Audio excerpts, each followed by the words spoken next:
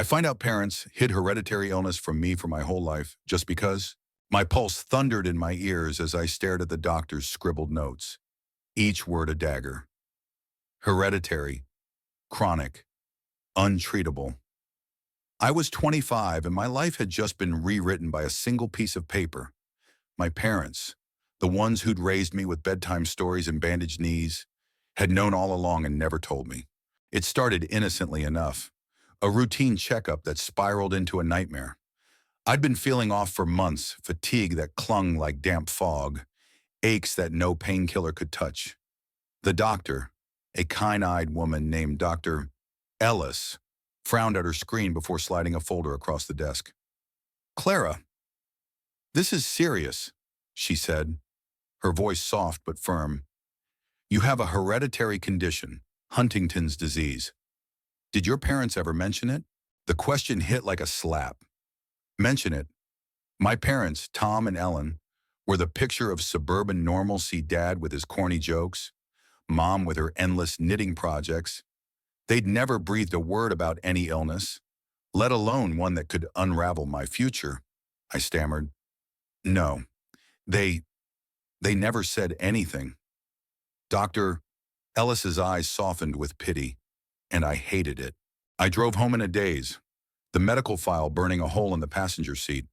My childhood home, a cozy split level with a tire swing out front, felt like a stranger's now.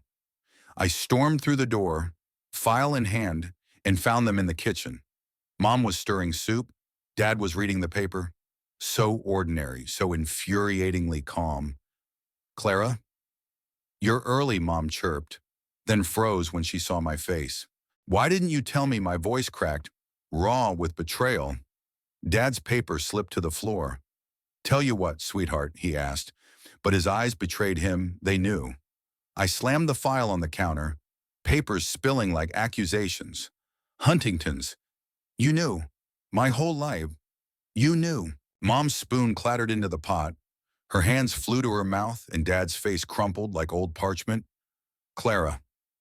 He started, but I cut him off. "Don't. Just tell me why." The truth poured out in halting, painful fragments.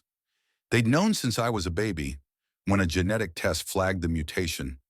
Huntington's was a cruel thief, progressive, neurodegenerative, a slow erosion of body and mind. They'd seen it claim my grandfather, watched him fade from a vibrant man to a shadow who couldn't hold a spoon. They thought they were protecting me, shielding me from a truth they believed would crush my spirit. "We wanted you to live without fear," Mom whispered, tears streaking her face. "To have a normal childhood." Normal. The word tasted bitter. Normal was sleepovers and college dreams, not hospital visits and a ticking clock. I thought of every milestone they'd celebrated with me: graduations, birthdays, knowing this secret loomed like a storm cloud. "You lied," I said, my voice low and venomous. "You let me plan a future you knew I might not have." Dad reached for my hand, but I yanked it away. "Clara, we thought we had time. We thought maybe a cure would come." His voice broke, and for the first time, I saw him not as my invincible father, but as a man drowning in regret. Mom sobbed. "We couldn't bear to see you hurt." But I was hurt. The betrayal cut deeper than the diagnosis. I left that night, the slam of the door echoing like a gunshot. I checked into a cheap motel, the kind with flickering lights and stained carpets, and sat on the bed, staring at the medical file.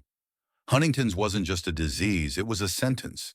Symptoms could start in my 30s or 40s: tremors, memory loss, a body that would betray me. I had maybe a decade before the first signs. Days blurred into weeks. I ignored their calls, their texts, their pleas. I threw myself into research, scouring forums, medical journals, anything to understand what awaited me. The more I learned, the heavier the weight. Huntington's had no cure, no pause button. Support groups spoke of courage, but I felt only rage and fear. How could I plan a career, a family, a life, knowing it could all unravel? One night, scrolling through a forum, I found a post from someone whose mother had Huntington's. She hid it from me too. They wrote, I hated her for it until I realized she was trying to give me freedom. The words stung, forcing me to confront the other side. My parents' lie wasn't malice, it was love, twisted by fear. They'd carried this burden alone, watching me chase dreams while knowing they might collapse. I didn't forgive them, not yet, but I started to see the gray. I remembered Mom's late-night prayers, Dad's overprotective rules. They weren't perfect, they were human, flawed and afraid. I thought of confronting them again, but what would it change? Yelling wouldn't erase the past or the disease. A month later, I went to a genetic counselor, a no-nonsense woman named Ms. Harper. She laid out my options, clinical trials, lifestyle changes to delay symptoms, even the choice to test for the gene's progression. Knowledge is power, she said. You can't control the disease, but you can control how you face it. Her words were a lifeline. I wasn't just a victim. I could fight. In my own way, I started small, joined a support group, met others who carried the same shadow. Their stories were raw, real, a teacher who danced until her legs failed, a father who wrote letters to his kids for when he'd forget their names. They didn't sugarcoat the pain, but they showed me resilience. I began journaling, pouring out my fears, my anger, my hopes.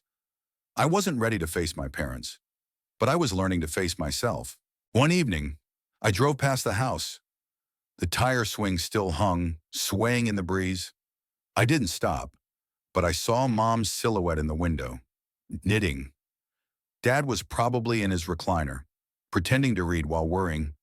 I wondered what they felt, carrying that secret for 25 years. Guilt, love, both.